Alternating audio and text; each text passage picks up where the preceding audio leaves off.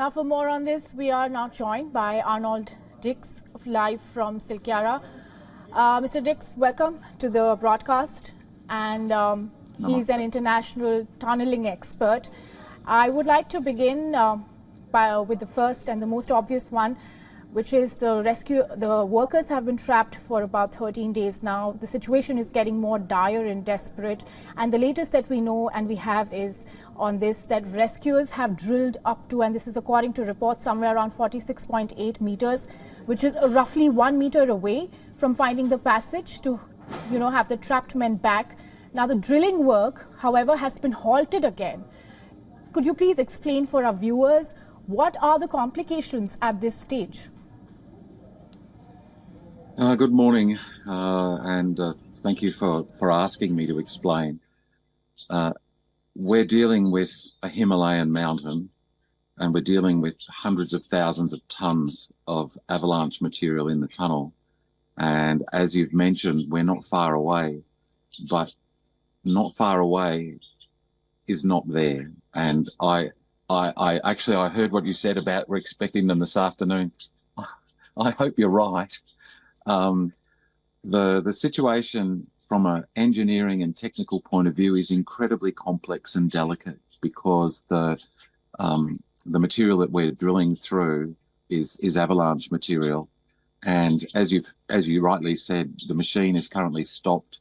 Yesterday, it couldn't handle it anymore, and it ripped itself out of the ground, and so at the moment we're very sensitively considering what it is that's made it rip itself out of the ground and what it is that we can do to help it for this last part of the journey. But and even if it's 1 meter, I think it's more than 1 meter. If it's not this far, it's very short. That's still forever. And so I'm not, no one's saying that we're just, it's definitely going to be today. We're close, but we've been close before. And what I will say is I'm sure we're bringing these men home. There's going to be 41 safe men home. I just know that. Exactly when? Hopefully it's today. But if it's not, it will be because the fantastic team that's been put together, and it's all your agencies, your federal, your state, everybody, the whole world, all the nations that are working with us as well. We just don't believe it's safe. And our mission is 41 people safe home and no one getting hurt. So this is like the finest heart surgery that we're doing at the moment. We've got just a little bit more to go, but it's so difficult. I heard what you said. I heard your introduction, and it's lovely. But just send some prayers and some good wishes. We're nearly there, but it's not there yet. As you pointed out, Mr. Dix, not very far from the final mission, but it is at this stage that it gets really complicated and sensitive. I want you to elaborate further. Now, this is the final rescue phase, as you pointed out. All possible efforts are being made to achieve a breakthrough. Can you elaborate for our viewers about vertical drilling that's been mentioned in the reports and why this vertical drilling gets tricky at this point? What are the chances of it being successful without any collateral damage? Yeah, well, this is it. Your question is, it really captures the balancing act that we're doing at the moment.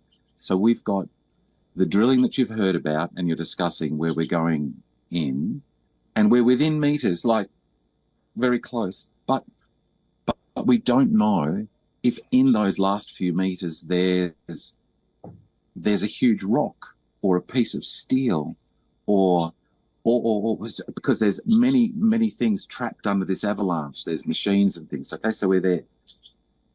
From above, we've got the vertical drilling. So imagine a mountain, and we're coming right down the center of the mountain. But we have to be really, really careful, because where the avalanche has occurred in the mountain, there's a big, like an underground cave inside the mountain. And if we disturb that, if we upset the balance in the mountain right now, then it could collapse. And if it collapsed, maybe this is my last interview, right? This is really, really serious. So the special experts, the experts from the best experts on this Himalayan geology are here, the Indian experts, they are phenomenal. The army guys, just unbelievably good. The Indian coal are here, the Indian Geological Survey, the Border Roads, the army, the Air Force. When we all come together, the thing that drives every decision we make is this incredible respect for human life. And so if we're coming down from the top, we have to be really careful that we don't disturb things and actually injure the rescuers. So the vertical one from the top coming down, all set up, it's ready to go, but we've got that paused. And it's paused because we've got this one going through the side, which we're hopeful for. Fingers crossed, as you said. It'd be wonderful if that works. If nature's against us, because that last few meters we don't know what's there. If nature's against us, we've got other ways that we'd like to do a deal with the mountain. The vertical one. We've also got another one coming from the side. And we've also got another way to come through this area of the avalanche. And from the back, we've got 5 different doors that we can open to get our children home safe. And the door we're discussing this morning, it looks good. We're so close, but it's like our kids went in, they locked the door, someone locked the door, and we're knocking, and we're really close. We're right there. We can't get the door open. So what to do? So I'm confident they're coming home. I'm confident we're going to see them. I'm confident no one's going to get hurt. I'm feeling really good about that. But I don't know when. I hope it's today, like you say. If it is, I'll be ready for a sleep. But we're going to get it done. And what a fabulous team you have here. And what a fabulous country. I work all around the world on disasters. Think about this disaster. What disaster do you know where at day 14 there's no one injured? No one's injured. Everyone's healthy. We've got the disaster of disasters here that we're trying to come to a deal with the mountain and let our kids out. And it hasn't hurt anyone. It's kept them warm. They're fed. They've got water. They've got food. So please send prayers, send good wishes. I'm really looking forward to seeing those kids of yours out soon. Well, as prayers and good wishes continue, Mr. Dix, I also want you to take us through from your past experiences. You're a tunneling expert. What about the similar situations that you've worked in? How have they panned out? And based on those past experiences and your experience, could you explain for our viewers what can we expect at this moment in this very critical situation?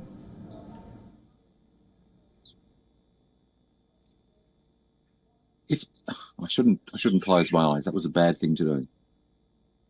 The reason I shouldn't close my eyes is when I think to all the disasters that I've worked on through my career. Normally you don't have no one hurt. Normally what I'm doing is I'm discussing how to retrieve bodies. Normally my mission is to bring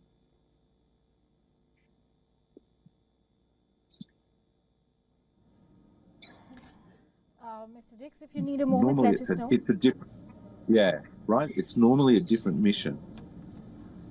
It's about bringing loved ones home to their families when it hasn't gone like this. This is different, and this is the whole point. This rescue, no one's hurt. This rescue, no one's been hurt. For some reason, for the first time ever in my career, nature has spared everybody. And this is why I'm not distressed that it's taking time, because actually the mountain had a choice, and it chose not to kill all these people. I haven't seen that before. The mountain chose to let us send lifelines. Made it difficult, didn't make it easy, but it let us in the end. The mountain's keeping them warm because it's warm inside the mountain. And the fact that we've got the whole world here and you've got all of your agencies here and everyone is working as civilized, nice. Oh, hang on, I have to, I don't know if you can still see me. Can you still see me? Yes, we can see you. Hello? We can see you, Mr. Okay. Dix. Yeah. So the fact that everyone's sole mission here has got nothing to do with their egos. The fact that every agency of your country is here selflessly working. The fact that the military guys are working with the civil guys, that the federal government are working with the state guys, that my organisation, every nation on earth that I represent, I've got all their guys. You can't see them. They're all on my back. We've got 100,000 of my members here. I can ask any question I want technically at any moment and I get an answer. When these young, hard-working men come home, whenever it is, this will be a disaster rescue like no other. It will be a celebration of good. It will be a celebration of how we as a world have shown each other, all the good people, the engineers, not the people who cause trouble, not the ones that make us hate one another and stuff. This will be a celebration of how we can do really good things together. I think it's like an epic. It's like, for me, it's like a story from ancient times unfolding right now, live in the Himalayas, about the goodness of human beings and what we can do together. And that, what a contrast to our other news stories at the moment. What, like this? So yeah, so I don't really want to think about the ones I've done in the past because they are all terrible, and that's why mostly you don't know about them, because they're secret and they're all horrid. This isn't. This is just, if you could have a lovely disaster, this is a lovely disaster. Tricky, technically difficult. I don't know when it's going to end, but I've got a wonderful feeling it's going to end well. Mr. Dix, very tricky and a very difficult situation, and as we all hope that we get the good news very soon and see light at the end of the tunnel very soon. But we want to thank you and we appreciate all the effort that's been put in by you, the Army, the geologists and the Indian Border Organization and all other organizations that have been working endlessly to just see the light at the end of the tunnel. Thank you so much for joining us and all the very best. Thank you. Namaste.